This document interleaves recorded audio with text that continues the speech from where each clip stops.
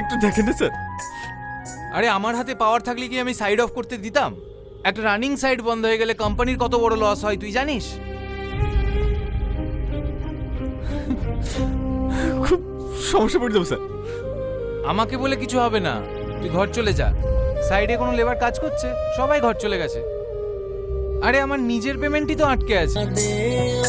বলি যে কাকে মায়ের মুখখান পড়লে মনে কান্নায় চোখ ভাসে, কেউ কারো নয় মা গো সবই আছে স্বার্থে, ব্যথার পাহাড় কিনেছি